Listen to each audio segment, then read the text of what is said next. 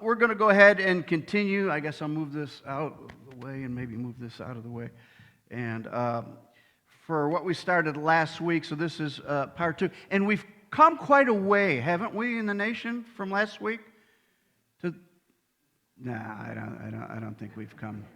I don't think we've come all that far, actually. From last week to this week, it's in the news every day. And we were on the series, The Life of Christ. And I decided, we need to put that on hold and talk about some things. So that's what we're going to do. And we started with a kind of a wild title, The Sound of Car Doors Locking. That comes, and this is part 2 of the biblical answer to racism. It comes from the book Beyond Racial Gridlock. Is it working? It's not working. Is it on? Help, help. Keep working. Keep working. Keep working. Maybe turn it off, turn it back on, whatever you got to do. If not, Jerry will come down and do his thing, and we'll get it working. But there's a book called Beyond Racial Gridlock by George Yancey, and in that book, he was talking about the sound of car doors locking. This is just a reminder. The sound of car doors locking, and when he asked his sociology class, because he's a doctorate in sociology, about that sound of car doors locking, the only people who had a reaction to it were black men, specifically black men, whom knew exactly what that sound meant. And it meant that when you are walking down the street as a black man or whatever, and you walk by some cars, you hear the ka-chunk, car doors locking. And when he asked the white people about that, they had no response whatsoever. They didn't understand that sound whatsoever. So that's the name of this series. And I thought last week that I'd be, let's just get through this. I don't really enjoy talking about this subject, but we kind of have to. So I thought we'd get done with it this week. We're not going to get done with it this week. I'm going to go into part 3 next week, and I think next week we'll be able to get through this. Not working still? Yeah, all right, that figures. So I want to talk today about how did we get here, and what's happening, and I'm going to trace today what's going on with how we got here. So in the beginning of Genesis, as you know, man sins and immediately affects his vertical and his horizontal relationship.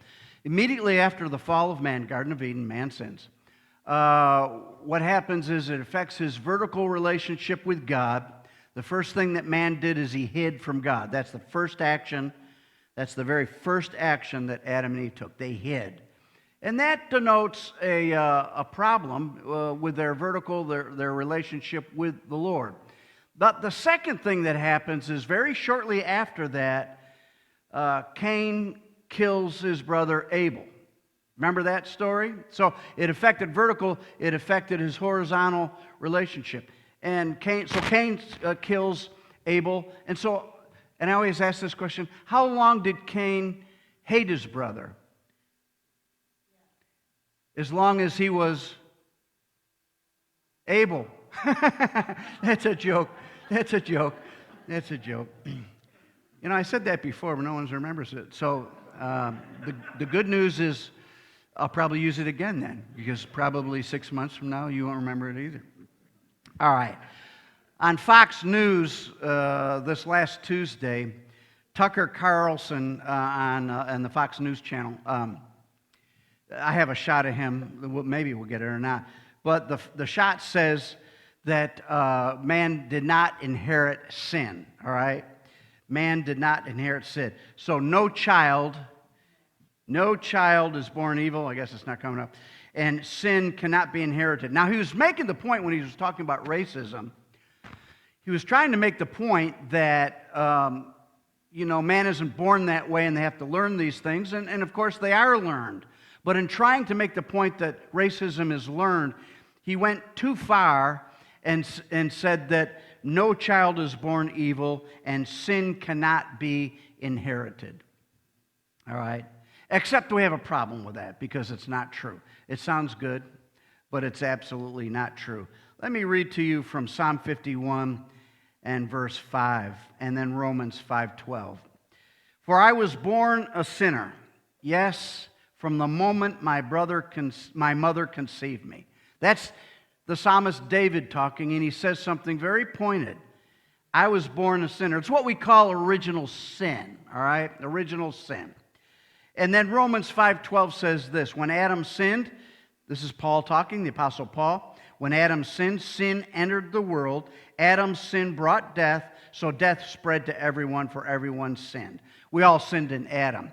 So there's the problem with what's happening there is we're told that, like Tucker Carlson said, and I understand he's trying to, but theologically that's wrong. We're all born with sin.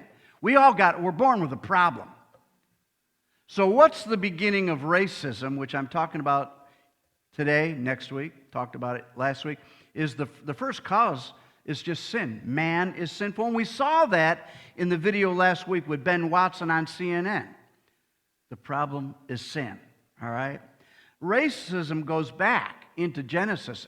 In fact, if we go to Genesis 16:12, and this regards Ishmael, it says when God prophesies about what's going to happen with Ishmael, he says something which is the inception of the Arab race, or ethnic group. He will be a wild donkey of a man. Isn't that interesting? Now, first of all, God didn't tell Abraham to go into his handmaiden Hagar. That was actually Sarah's idea, which was so strange. Look, I'm not conceiving, so why don't you take my maidservant Hagar and go into her, and of course Abraham says, okay. And so he does and produces, and then Sarah gets mad at Hagar, and all that kind of stuff. That wasn't God's idea, but it happened. So God's, he's dealing with what's happening here. He will be a wild donkey. This Ishmael, the son of Hagar, will be a wild donkey of a man. His hand will be against everyone, and everyone's hand against him. He will live in hostility toward all his brothers, and that's what's happened with that. Arab upon Arab, Arab against Jews. Certainly, in the 7th century, in the 600s, then Islam began, and then the Arabic world became primarily, of course, Islamic, and that's, and so against the Jews, and by the way, Muslim on Muslim, Arab on Arab, a lot of that has gone on, a lot of it. So that prophecy from Genesis 16:12 has certainly come to pass. Racism goes way back, way back, all right? It's caused by sin. But now let me give you another cause of racism. A contributing factor to racism is what is called materialism. Now, I'm not using that word to materialism in the sense of putting possessions first. No, that's not what I mean. Materialism is the scientific philosophy that the only thing that exists is this material world, matter. Matter, energy, with time produced all this. Materialism, again, is the scientific philosophy that only matter exists. Carl Sagan promoted that, all right?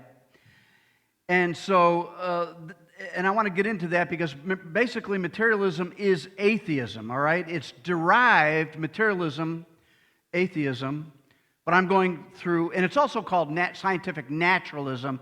That came from Darwinian evolution. Specifically in the book from 1859, The Origin of Species by Means of Natural Selection, all right? That's when this started, 1859, Charles Darwin. He gets in his boat, he travels the world, he goes to the Galapagos Islands, he takes observations, he draws pictures, he makes observations on the HMS Beagle was his ship, and he comes back and he writes a book about it, all right? So basically, the origin of species by means of natural selection, that's a key, is basically survival of the fittest. Weed out the sickest, weed out the weakest. That's the whole philosophy, all right? And so you have something called artificial selection, which man does. And so they take a horse that they want to get bigger, and they breed the horse with a bigger horse to produce a bigger horse. They take sheep that aren't so woolly, and they breed sheep with really, really woolly sheep, and they get woollier over time. That's artificial selection. But what Darwin was talking about is not artificial selection, but natural selection, where molecules bump into each other, and just naturally, organically, by blind chance, undirected, unguided processes, he espoused, eventually through natural biological processes, what happens is the weaker, the sicker get eliminated, and the stronger survive. Survival of the fittest. Do you know what the subtitle of Darwin's book was? Anybody know that? I will show it to you. The subtitle of his book is this: Preservation of Favored Races in the Struggle for Life. Now, what does he mean, the struggle for life? Survival of the fittest. It's a struggle. Dog eat dog. And so the subtitle of his book is Preservation of what? Favored Races. We're tracing the history of racism. Not all of it, but part of it goes back to Darwinian evolution with this theory, all right? Here's what Charles Darwin said in his other book, The Descent of Man. Let me read to you from it. With savages, the weak in body or mind are soon eliminated. And those that survive commonly exhibit a vigorous state of health, survival of the fittest. We civilized men, and being English from England, he doesn't use a Z in civilized, he uses an S, which bothers me. But that's a different story altogether. Civilized men, and on the other hand, do our utmost to check the process of elimination. Do you catch in these words, these phrases? The process of elimination. It's the favored races, and get the rest out of there.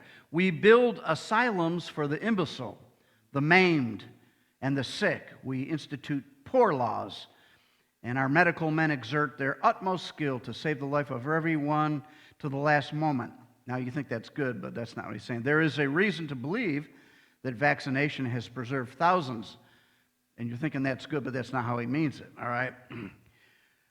Who from a weak constitution, they were weak, would formerly have succumbed to smallpox, which is what Darwin is promoting, all right? Thus, the weak members of a civilized society propagate their kind, which he doesn't like. No one who has been attending to the breeding of domestic animals will doubt that this must be a highly injurious to the race of man. It's bad for man's race. It is surprising how soon a want of care, lack of care, or care wrongly directed, leads to the degeneration of a domestic race. Interesting. But excepting in the case of man himself, hardly anyone is so ignorant as to allow his worst animals to breed. Except for mankind, they allow their worst kind to breed. You catch what's being said here? We're talking about racism. Where does it come from? It comes from atheism, basically, materialism. It comes from Darwinian evolution.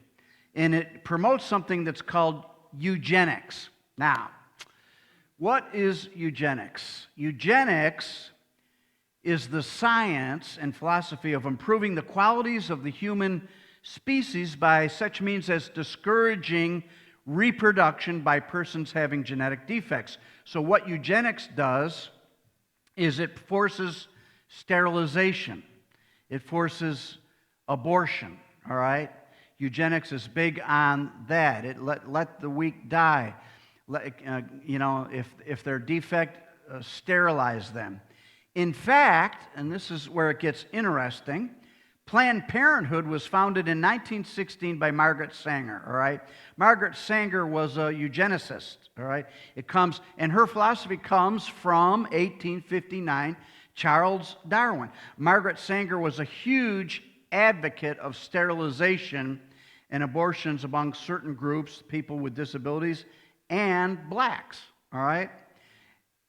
And those groups were, as I've implied there, part of them were blacks. In fact, Margaret Sanger had a close relationship with the Ku Klux Klan. She spoke to the Ku Klux Klan's women's groups, all right?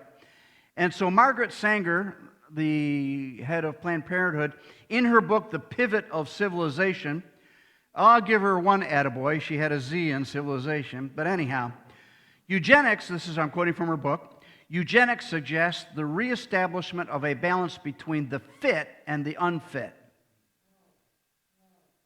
The birth rate among the finer stocks of humanity, the Aryan race, which is European white race, the finer stocks of humanity, is to be increased by awakening among the fit the realization of the dangers of a lessened birth rate in proportion to the reckless breeding of the unfit. I'm trying to get into some areas that not everybody is aware of here. And it might help for us to be aware about the inceptions of racism, because I find it so interesting. What do you call that? It's the ramifications of Darwinism. Ideas have consequences. Concepts, philosophies have ramifications. Any concept, all right? In 1932, her speech called My Way of Peace, she said this: the first step would be to control the intake and output of morons, mental defectives, epileptics. You see where she's going with this? I'm talking about the roots of racism here, and this is pertinent, but it factors in. It's not the only thing, and we'll get into some other things probably next week, I'm sure next week. Margaret Sanger started what was called the Negro Project in the South for birth control, all right? And Sanger wrote this in a 1939 letter to her colleagues that, and this is a photocopy of the letter. Oh, it's not here, though. Oh, I see. This isn't working. All right, I got you. So in 1939, there's a copy of the letter. And so she writes, this is a personal letter to a colleague about the Negro Project, which she's starting down there.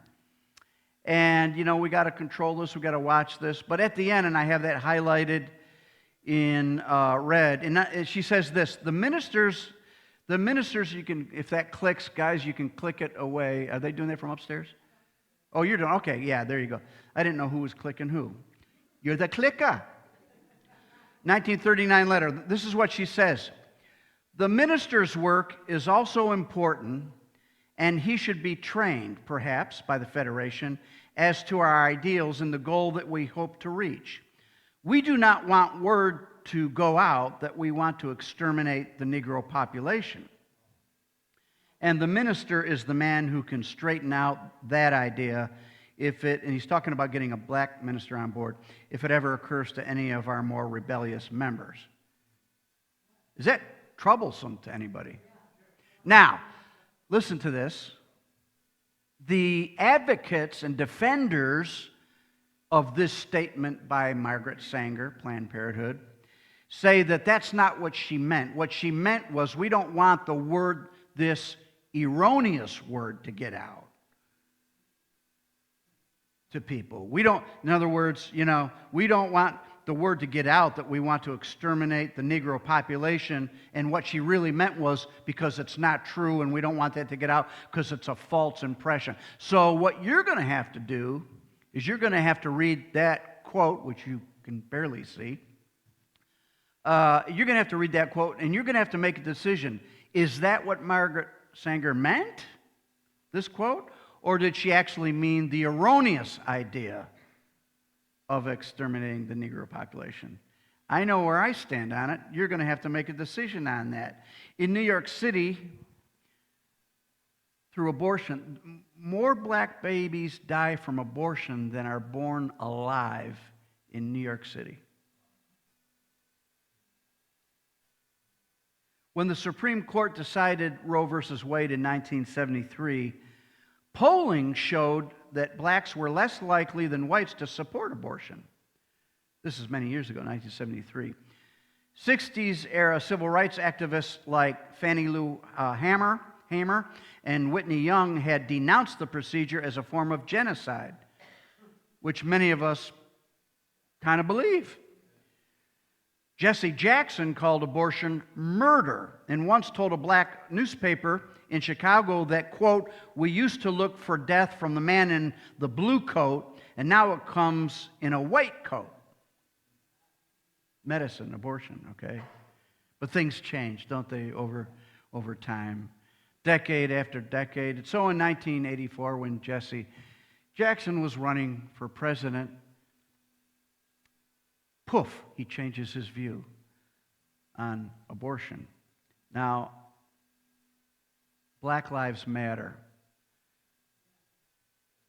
It's absolutely true. Black Lives Matter.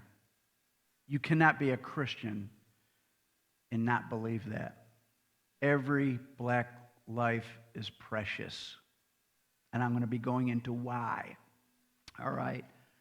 Black Lives Matter, question mark? Absolutely.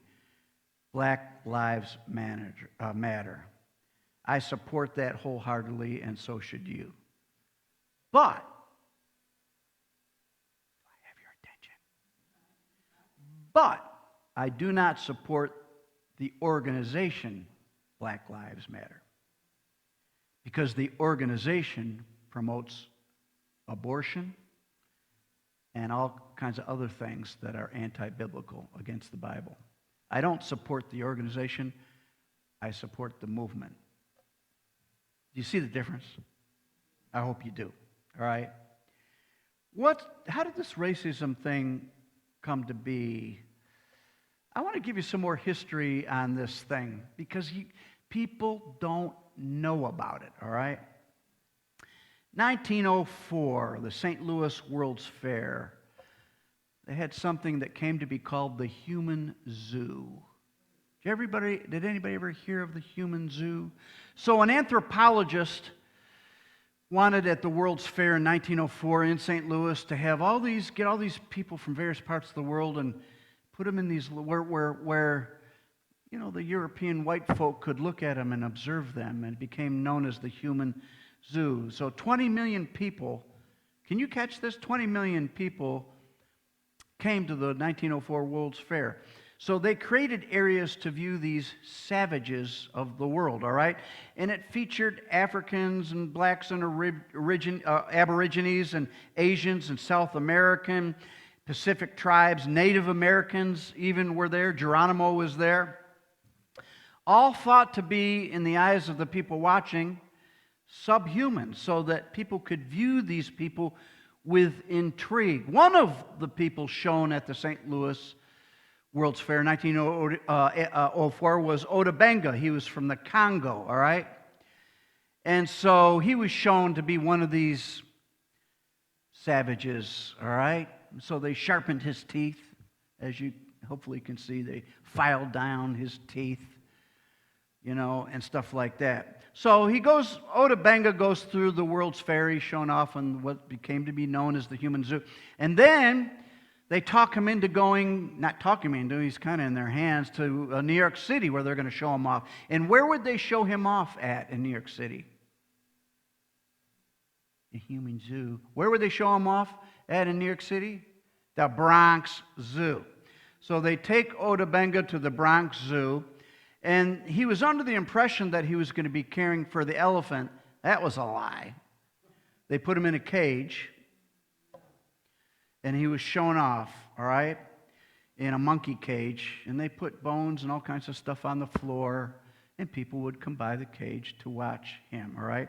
Of course, we've learned since 1904, right? Well, the last human zoo was in Brussels in 1958.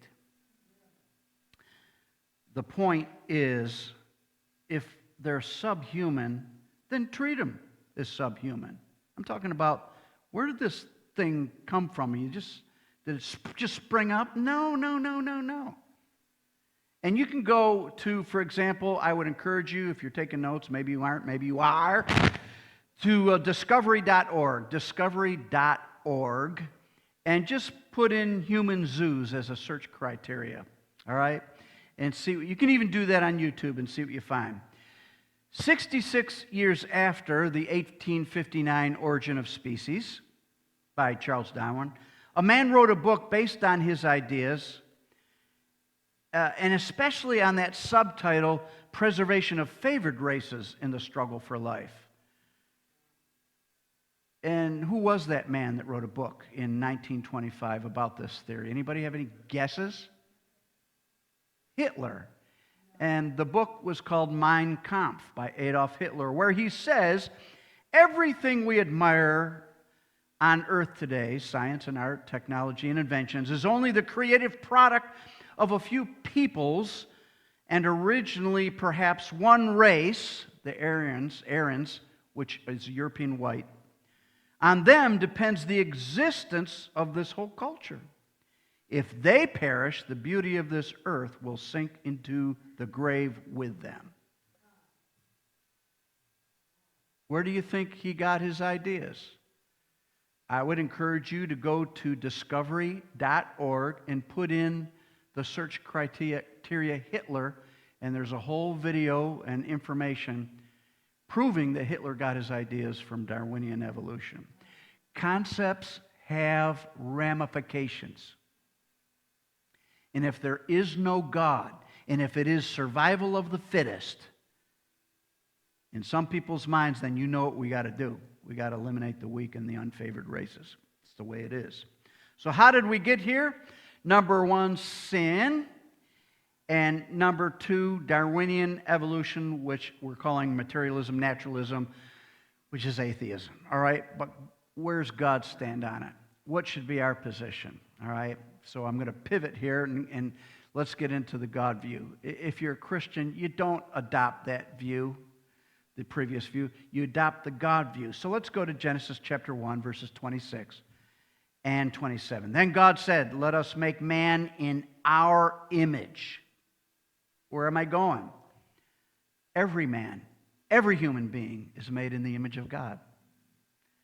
Imago Dei, the image of God, all right? Every human being. Let us make man in our image, according to our likeness. So God created man in his own image. He created him in the image of God. And if a person believes that, their whole worldview changes.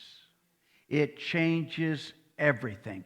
Every human being is made and created in the image of God. They are image bearers, all right? And when someone looks at Otabanga, instead of putting him in a cage to show him off as a subhuman, as a savage, no. A Christian would never do that. No.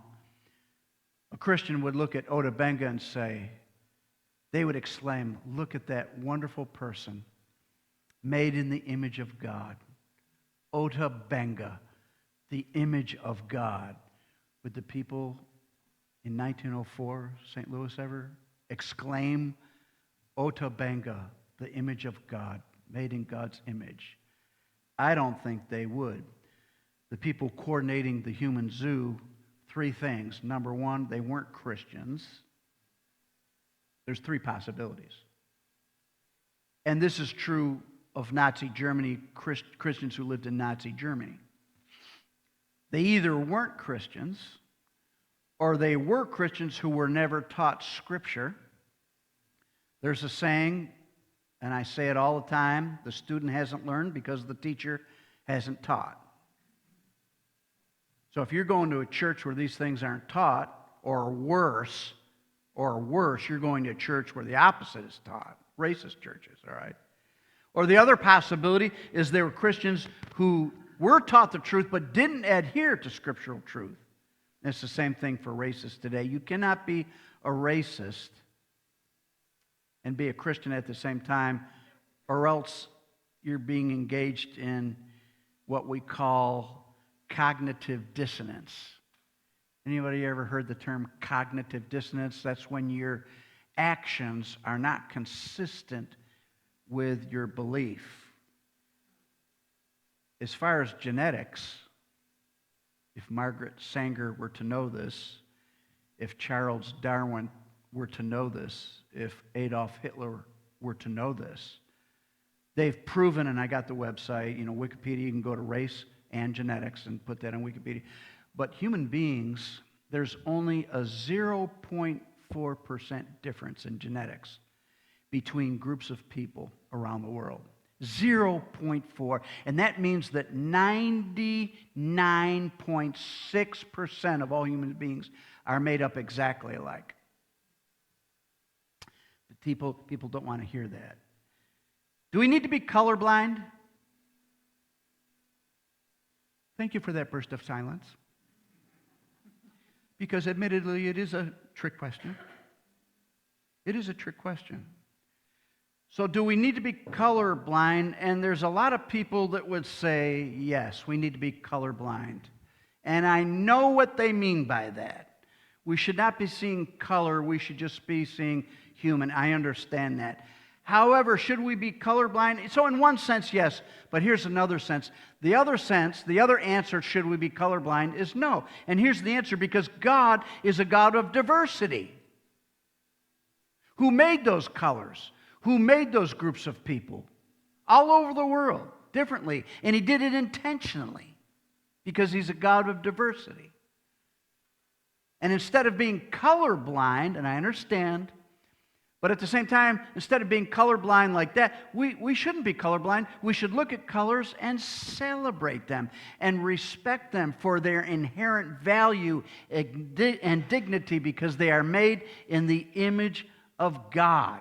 All people from all over the world, all different colors and languages. In fact, it says this in Revelation chapter 7 and verse 9, after this, up in heaven, I looked, and there was a vast multitude from every nation, tribe, people, and language, which no one could number, standing before the throne and before the Lamb. That's what heaven's going to be like. And God wants heaven on earth. May your kingdom come on earth as it is in heaven. What's happening in Revelation 7:9 ought to be happening here. And my goodness, it ought to be happening in churches. Sometimes, I've heard this, that Sundays at 11 a.m. are the most segregated hour of the week.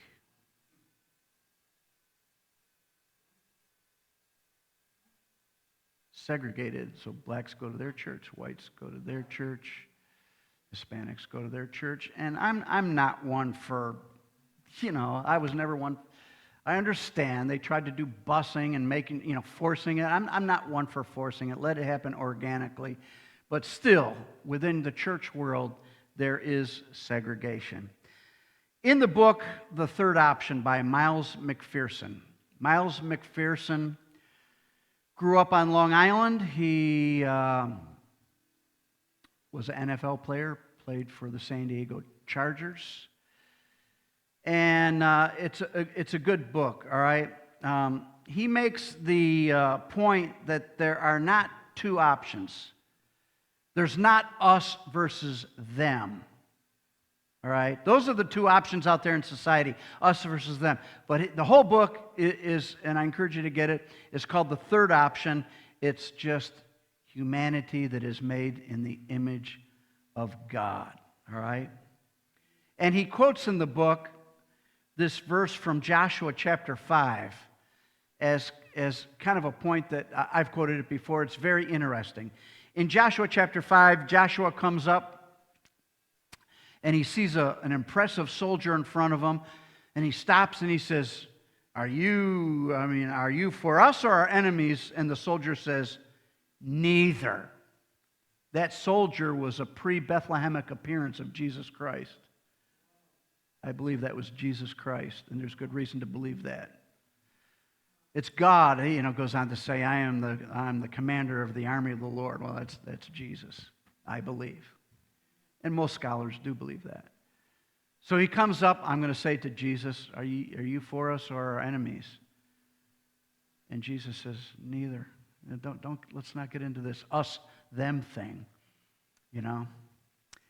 I'm for the will of God happening here, all right? July 4th, 1776, the Declaration of Independence. We're coming up here 2-3 weeks to July 4th. Here's the Declaration of Independence. We hold these truths to be self-evident that all men are created equal in the image of God, Imago Dei, that they are endowed by their Creator with certain unalienable rights. What's unalienable? They're intrinsic to everyone. That among these are life, liberty, and the pursuit of happiness. So if all men were created equal, and people like Thomas Jefferson and others wrote those words, why did they have slaves? And the obvious answer is cognitive dissonance. They were not living in line with their true beliefs, all right?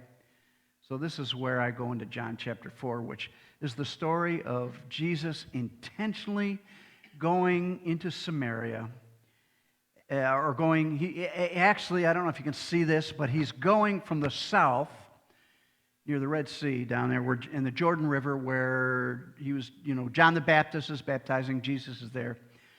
So Jesus wants to go to the Sea of Galilee, which is in the north. I've been there, like I've said, 5 times to Israel and all these places. So instead of the dotted red line is where the Jews would normally go. All right?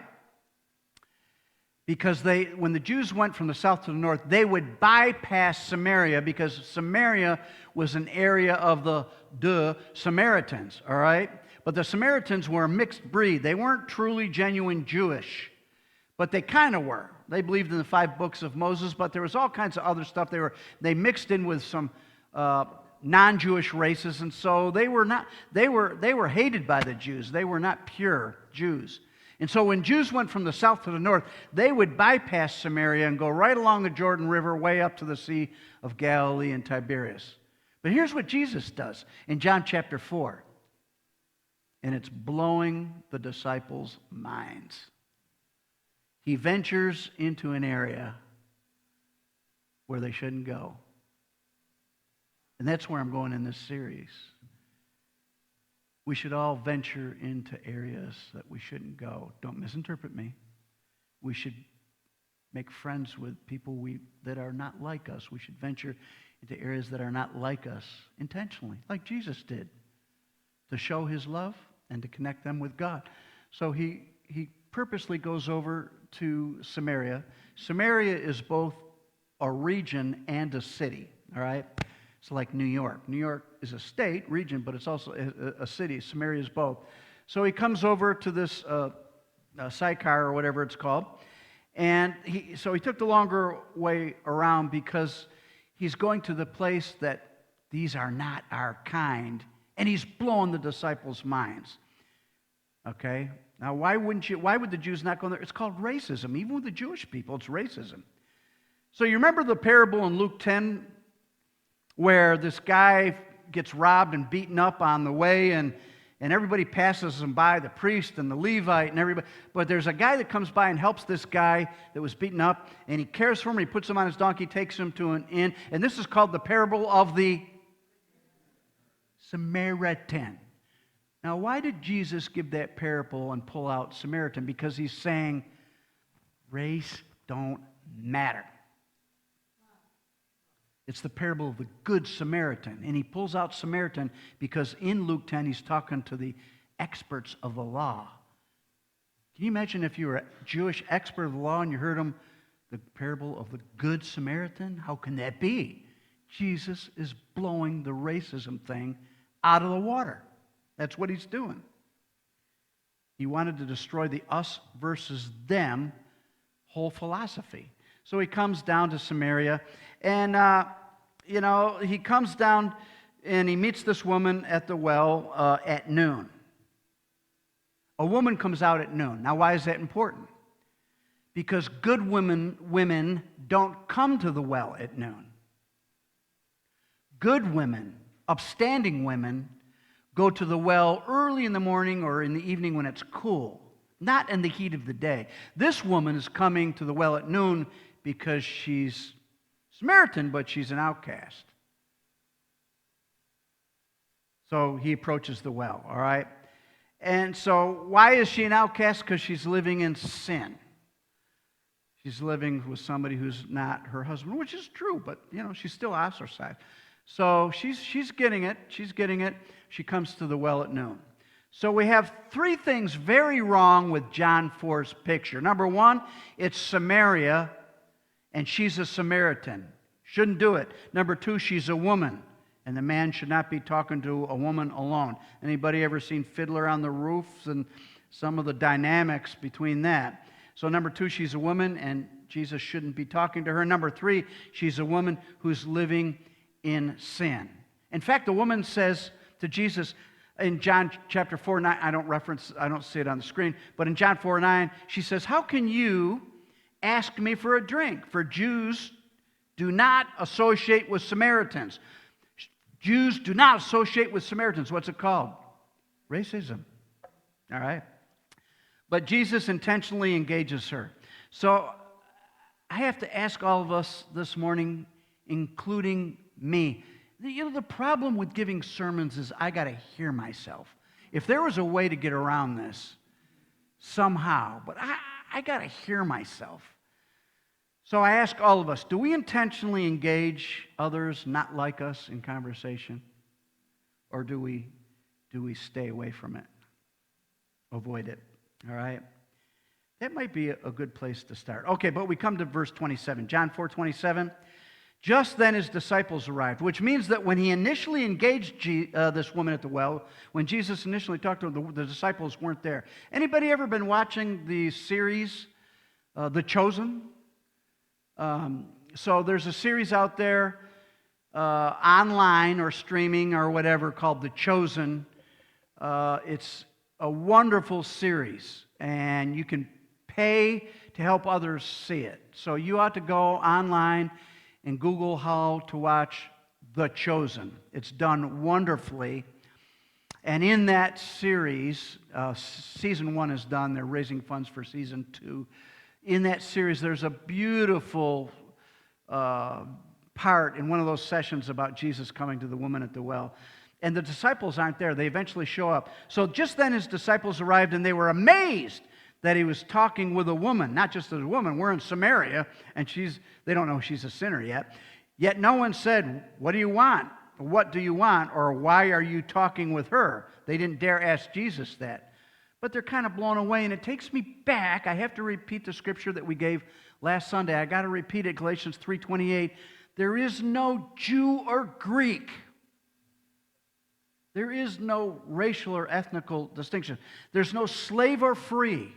There's no sociological distinctions. There's no male or female. There's no gender distinctions in the body of Christ, since you are all one in Christ Jesus. That should make all of us different. And if it doesn't make us different, there's something inherently, intrinsically wrong with your walk with the Lord. And yet, as I alluded to last Sunday, some of the most grievous stuff that has gone on at the hands of Christians. Some of the most horrible acts, some of the most horrible things said has come from Christians. They either weren't Christians, they were Christians that weren't taught, or they were taught, or number 3, they're living totally contrary to their beliefs. Why? Because 1 John 4:20. If anyone says, "I love God," yet hates his brother or sister, he's a liar. Does that need interpreting? You'd have to go to seminary for 10 years to learn how to misinterpret that verse. I'm just kidding about that, but you know what I mean. I mean, that is so crystal clear. I would have probably softened it a little bit. If anyone, this is the Tom Pierce translation, which you don't want, by the way. But if anyone says, "I love God," yet hates his brother or sister, he needs to work a little harder on his relationship with the Lord. That's That's what Tom Pierce would have said. The Apostle John, he's a liar. He's a liar. For the person who does not love his brother or sister whom he has seen cannot love God whom he has seen. In the book, the third option, and I close with this, he gave people an assignment. This guy now, Miles McPherson, is a pastor of a megachurch, San Diego, big, thousands of people. He calls it the Skittles Church, all kinds of colors. Skittles Church. But anyhow, he got with these people that he was mentoring, coaching, and he gave them a field assignment. And he said, I want you to go out. And he purposely said, this is in chapter 10 called The Fear Factor, Field Trip. I want you to volunteer to place yourself in a situation where you're the only white person. That's the field trip. Go someplace where you're the only white person. And so there's a guy that comes back, his name's Jeremy, from this field trip.